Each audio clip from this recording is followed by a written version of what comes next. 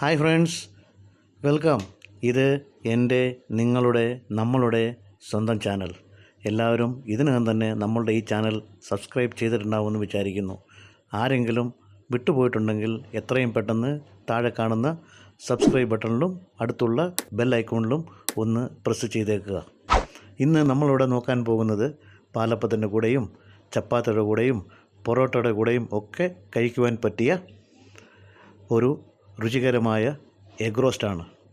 ആദ്യമായി ഈ egg roast തയ്യാറാക്കാൻ ആവശ്യമായ ചേരുവകൾ എന്തൊക്കെയെന്ന് നമുക്ക് നോക്കാം. പുഴുങ്ങിയ മുട്ട 4 എണ്ണം, എണ്ണ ആവശ്യത്തിന്, കുറച്ച് കടുക്, കറിവേപ്പില കഴുകി വൃത്തിയാക്കിയത്, പച്ചമുളക് 2 എണ്ണം, വെളുത്തുള്ളി 6 അല്ലി, ഇഞ്ചി കുറച്ച്, ഒരു തക്കാളി, അരച്ച മസാല, വെള്ളം 1.5 കപ്പ്, സവാള നീളത്തിലരിഞ്ഞത്. ഇനി നമുക്ക് പാചകം ചെയ്യുന്ന വിധം നോക്കാം. ആദ്യമായി ചൂടായ ചീനച്ചട്ടിയിലേക്ക് എണ്ണ ഒഴിച്ചു കൊടുക്കുക. എണ്ണ നന്നായി ചൂടായതിന് ശേഷം അതിലേക്ക് കടുക് ഇട്ട് കൊടുക്കുക. എല്ലാ കടുകും പൊട്ടിയതിന് ശേഷം അതിലേക്ക് കറിവേപ്പില ഇടുക. അതിനുശേഷം ഇതിലേക്ക് നമ്മൾ നേരത്തെ അരിഞ്ഞു വച്ചിരിക്കുന്ന സവാള ഇട്ട് കൊടുക്കുക. സവാള ഞാൻ ഇവിടെ ഒരു 3 സവാള മീഡിയം സൈസിലാണ് എടുത്തിരിക്കുന്നത്. 4 മുട്ടയ്ക്ക് 3 സവാളയാണ് ഇട്ടിരിക്കുന്നത്. നിങ്ങളുടെ ആവശ്യാനുസരണം ചാറ് കൂടുതൽ വേണമെങ്കിൽ അതിനനുസരിച്ച് സവാളയുടെ എണ്ണം കൂട്ടാം. സവാള നല്ല ബ്രൗൺ നിറമാകുന്നവരേക്കും നമ്മൾ വഴറ്റണം, നന്നായിട്ട് വഴറ്റി കൊടുക്കണം. ഇതിലേക്ക് ആവശ്യത്തിന് ഉപ്പ് ചേർക്കുക.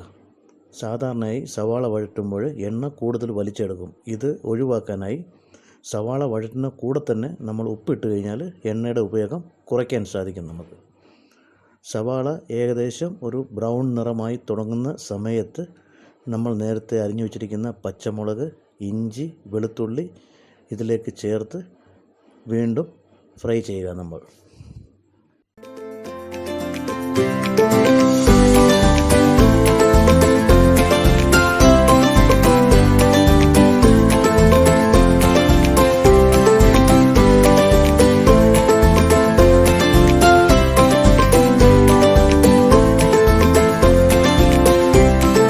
നമ്മളുടെ സവാള ഏകദേശം ബ്രൗൺ നിറമായി വരുന്ന ഒരു പാകമായി തുടങ്ങുന്നു. ഈ സമയത്ത് നമുക്ക് അരിഞ്ഞു വച്ചിരിക്കുന്ന തക്കാളി അതിലേക്ക് ചേർത്ത് നന്നായി ഇളക്കി കൊടുക്കുക. സവാള വഴറ്റുമ്പോൾ കൂടെ ഇളക്കി കൊടുത്തുകൊണ്ടേയിരിക്കണം. അല്ലെങ്കിൽ ഏതെങ്കിലും സവാള അടിക്ക് പിടിച്ച് കറിക്ക് ഒരു സ്വാദ് വ്യത്യാസം ഉണ്ടാവും. ഇപ്പോൾ സവാള ഏകദേശം നല്ല ബ്രൗൺ നിറമായി തുടങ്ങുന്നു. ഈ ഒരു പരുവത്തിൽ നമ്മൾ നേരത്തെ അരച്ചു വച്ചിരിക്കുന്ന മസാല അതിലേക്ക് ചേർത്ത് കൊടുക്കുന്നു. ഈ മസാല നമ്മൾ തയ്യാറാക്കുന്നത് 3 ടീസ്പൂൺ മല്ലിപ്പൊടി, 1/2 ടീസ്പൂൺ മഞ്ഞൾപ്പൊടി, 2 teaspoon garam masala, 3 teaspoon meet masala, 2 അല്ലി നമ്മൾ അരിഞ്ഞു വച്ചിരിക്കുന്ന സവാള, 1 അല്ലി വെളുത്തുള്ളി, കുറച്ച് ഇഞ്ചി, 2 കറിവേപ്പില, ഇതെല്ലാം കൂടെ ഒരു ചീനച്ചട്ടിക്കകത്തിട്ട് നന്നായി ചൂടാക്കി മിക്സിയിലിട്ട് വെള്ളം കൂടെ ചേർത്ത് അരച്ചാണ് ഈ മസാല നമ്മൾ തയ്യാറാക്കിയിരിക്കുന്നത്. മസാലയും ചേർത്ത് നന്നായി വഴറ്റുക. വഴറ്റിയതിന് ശേഷം ഇതിലേക്ക് നമുക്ക് വെള്ളം ആഡ് ചെയ്യാം. 1.5 കപ്പ് വെള്ളമാണ് ഇതിലേക്ക് ആഡ് ചെയ്യേണ്ടത്. വെള്ളം ഒഴിച്ച് നന്നായി കറി തിളയ്ക്കുന്നവരെ ഇളക്കി കൊടുത്തുകൊണ്ടേയിരിക്കുക. കറി തിളച്ചു തുടങ്ങുന്നുണ്ട്. ഇപ്പോൾ നമുക്ക് പുഴുങ്ങി വെച്ചിരിക്കുന്ന മുട്ട ഇതിലേക്ക് ചേർത്ത് കൊടുക്കുക. ഞാനിവിടെ പുഴുങ്ങിയ മുട്ട 2ആയി മുറിച്ചാണ് ചേർക്കുന്നത്. 2ആയി മുറിച്ച് ചേർക്കുമ്പോൾ അകത്തെ മഞ്ഞക്കരുവിലൊക്കെ ഈ മസാല നന്നായിട്ട് പിടിക്കും. അതിനുവേണ്ടിയാണ് മുട്ട നമ്മൾ മുറിച്ച് ചേർക്കുന്നത്.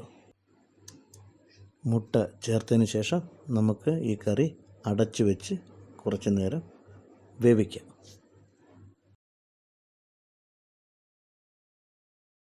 A few minutes later. നമ്മളുടെ മുട്ട റോസ്റ്റ് ഇവിടെ തയ്യാറായിട്ടുണ്ട്. ഇത് ആദ്യം പറഞ്ഞ പോലെ പാലപ്പത്തിൻ്റെ കൂടെയും ചപ്പാത്തിയുടെ കൂടെയും പൊറോട്ടയുടെ കൂടെയൊക്കെ കഴിക്കുവാൻ പറ്റിയ സ്വാദിഷ്ടമായ ഒരു വിഭവമാണ്. ഈ വീഡിയോ നിങ്ങൾക്കെല്ലാവർക്കും ഇഷ്ടമായി എന്ന് വിചാരിക്കുന്നു. ഇഷ്ടമായെങ്കിൽ ലൈക്ക് ചെയ്യുക, നിങ്ങളുടെ കൂട്ടുകാർക്കെല്ലാം ഷെയർ ചെയ്യുക, സബ്സ്ക്രൈബ് ചെയ്യാൻ മറക്കരുതേ. കൂടുതൽ നല്ല നല്ല വിഭവങ്ങളുമായി ഉടനെ തന്നെ അടുത്ത വീഡിയോയിലൂടെ നമുക്ക് കാണാം. താങ്ക്സ്.